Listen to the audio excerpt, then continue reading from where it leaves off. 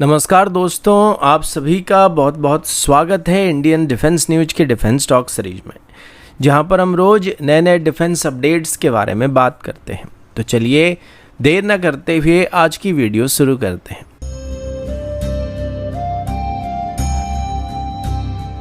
आज की पहली update Sukhoi Su-57E fighter jet को लेकर है। आप सभी को पता होगा कि अभी भारत की तरफ से Su-57E को एक्वायर करने को लेकर काफ़ी सारे अपडेट्स सामने आ रहे हैं। इस बीच एक सीनियर इंडियन एयरफोर्स के ऑफिशियल की तरफ से बात बताया गया है कि रशिया की Su-57E स्टेल्थ फाइटर जेट में एक मेजर डिजाइन इशू पाया गया है, जो कि डायरेक्टली उसके स्टेल्थ प्रोफाइल को कॉम्प्रोमाइज कर रहा है। ये इशू स्पेशली Su-57E की एक्सपोज इंजन पैनल और रियर सेक्शन में होने का बात बताया जा रहा है, जहां एयरक्राफ्ट का इंफ्रारेड सिग्नेचर और रडार क्रॉस सेक्शन दोनों काफी हद तक इंक्रीज हो रहे हैं। इंडियन एयरफोर्स के ऑफिशियल के मुताबिक Su-57E का एक्सपोज इंजन लेआउट अकीलेस हील जैसा है, क्योंकि ये डिज़ाइन पुराने सोवियत एरा Su-27 एयरक्राफ्ट की एयरफ्रेम जैसा है। उसके शार्प एजेस, कॉर्नर और open engine nozzle radar web को काफी हद तक रिफ्लेक्ट करने वाले हैं, जिससे इसका overall stealth capability almost neutral हो जाता है। रिपोर्ट के हिसाब से Su-57E का फ्रंटल RCS 0.1 मीटर स्क्वायर के आसपास होने वाली, जबकि एक real 5th generation fighter jet जैसे कि F-35 का RCS सिर्फ 0.001 मीटर स्क्वायर के आसपास पाया जाता है। और इसी वजह से इंडियन एयरफोर्स की तरफ से Su-57E को एक्वायर करने को लेकर अभी संकोच किया जा रहा है। इंडियन एयरफोर्स के हिसाब से Su-57 के लिए प्रॉब्लम सिर्फ इसके रडार विजिबिलिटी तक सीमित नहीं है, क्योंकि इसका इंफ्रारेड सिग्नेचर भी बहुत ही ज्यादा पाया जा रहा है। Su-57 के AL-41F1 turbofan engine 1800 degree centigrade तक ऑपरेट कर सकते हैं, जिस वजह से एयरक्राफ्ट लिटरली एक थर्मल बीकन बन जाता है। मतलब इंफ्रारेड गाइडेड मिसाइल से इसको इजीली टारगेट किया जा सकता है, लेकिन ऐसा सिर्फ टेल चेज कंडीशन में ही होने वाला है। एनालिस्ट की तरफ से पहले से इसके डिजाइन को स्टेल्थ लाइट एट बेस्ट बोला गया था या लो ऑब्जर्वेबल एयरक्राफ्ट बताया गया था, क्योंकि इसमें यूनाइटेड स्टेट या चाइना के स्टेल्थ फाइटर जेट जैसे cooled engine sword, serpentine air inlets या रडार ऑब्जर्विंग कोटिंग का प्रॉपर इस्तेमाल नहीं किया गया।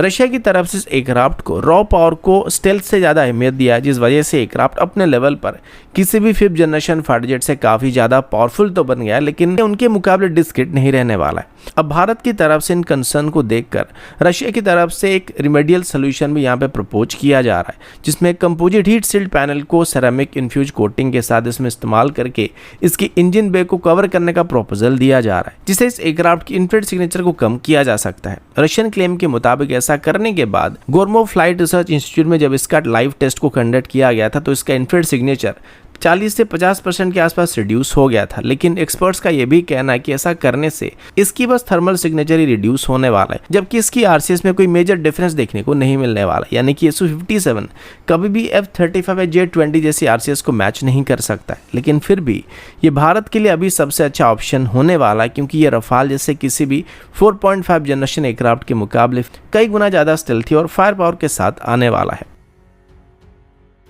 अगला अपडेट भारत और इजराइल के नए मिसाइल डील को लेकर है। दोस्तों, मिनिस्ट्री ऑफ डिफेंस की एक हाई लेवल डेलीगेशन टीम पिछले महीने इजराइल के विजिट पर गई हुई थी, और अभी मिली कुछ रिपोर्ट के मुताबिक इस विजिट के दौरान 2 advance air launch missile system के लिए टेक्नोलॉजी ट्रांसफर और लोकल मैन्युफैक्चरिंग के ऊपर डिस्कशन किया जा रहा है, जिसमें से एक air Laura air launch ballistic missile होने वाला है और दूसरा ice breaker air launch cruise missile होने वाला है। अभी जो बात सामने निकल कर आ रही है उसके मुताबिक भारत की तरफ से इन दोनों ही सिस्टम को भी फुल इंडिजिनस प्रोडक्शन राइट के साथ भारत में बनाने का प्लान किया जा रहा है। मतलब बैरक 8 की तरह फ्यूचर में ये मिसाइल भी भारत में बनाए जाने वाले हैं। इनमें से अगर एयर लॉरा मिसाइल के बारे में बात करें तो ये मिसाइल इजराइल एरोस्पेस इंडस्ट्रीज की तरफ से डेवलप किए गए लॉरा सिस्टम का एक एयर लॉन्च वेरिएंट है, जो कि डीप स्ट्राइक मिशन के लिए डिजाइन किया गया। इसका रेंज अप्रॉक्सीमेटली 400 किलोमीटर या उससे ज्यादा होने वाला है, और ये Su-30 MKI रफाल और तेजस जैसे एयरक्राफ्ट से इस्तेमाल किया जा सकता है।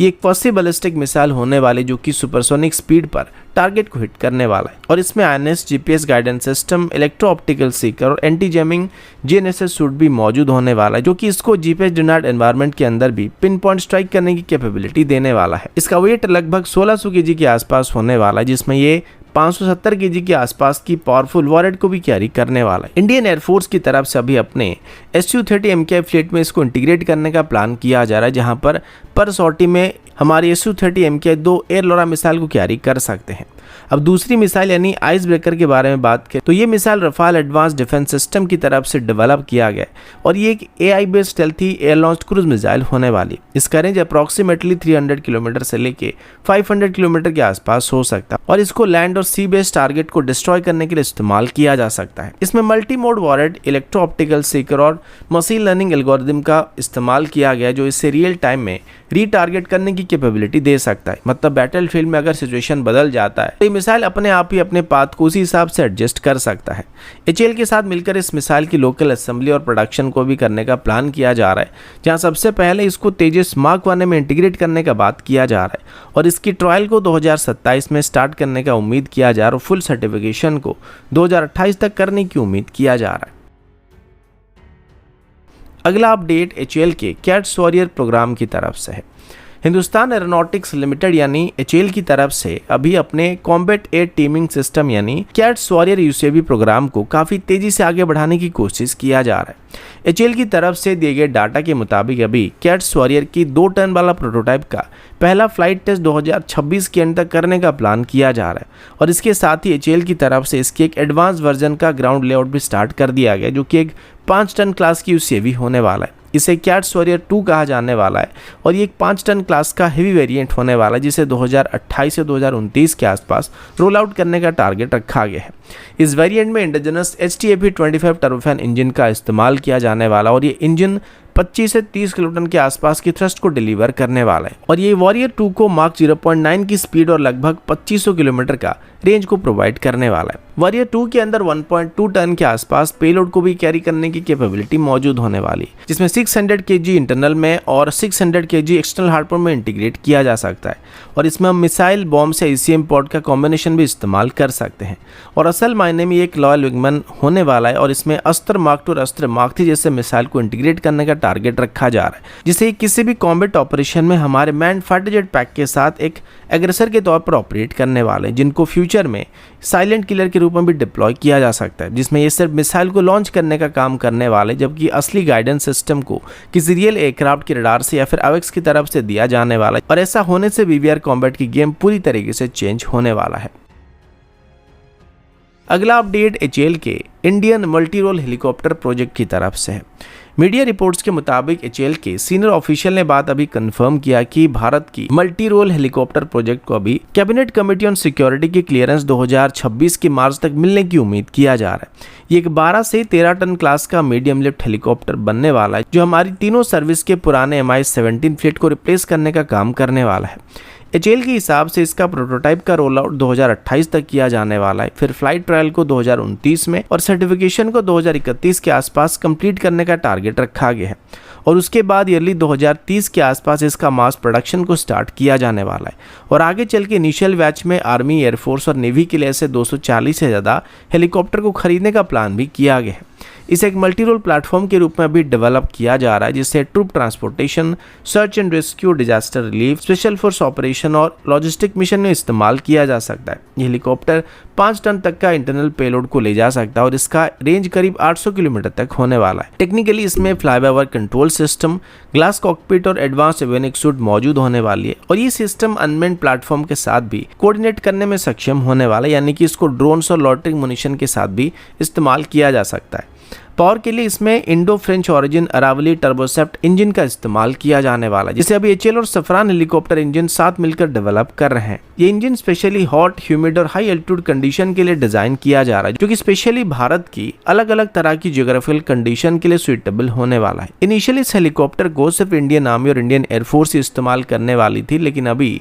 इसकी एक नेवल वेरिएंट को भी डेवलप करने का फैसला किया जा रहा है, जिसे deck based multi role helicopter कहा जाने वाला है। Deck based multi role helicopter basically Indian multi role helicopter का नेवल वर्जन होने वाला है, लेकिन इसमें folding rotor blade, corrosion resistant structure, automatic blade folding system और रीइंफोर्स्ड लैंडिंग गियर सिस्टम मौजूद होने वाली है, जिस वजह से एयरक्राफ्ट कैरियर के डेक से आसानी से ऑपरेट करने में सक्षम होने वाला है। इसे specially anti submarine warfare, anti surface warfare और नेवल यूटिलिटी ऑपरेशन के लिए मॉडिफाई किया जाने वाला है, जो कि आर्मी और एयरफोर्स के वेरिएंट के मुकाबले थोड़ा अलग होने वाला है। इसी वजह से अभी HAL की तरफ से बात बताया जा रहा है कि नेवल वेरिएंट को डेवलप करने के लिए वो अपने तरफ से 30% फंडिंग को करने वाले हैं, जबकि बाकी फंडिंग को गवर्नमेंट की तरफ से किया जाने वाला है।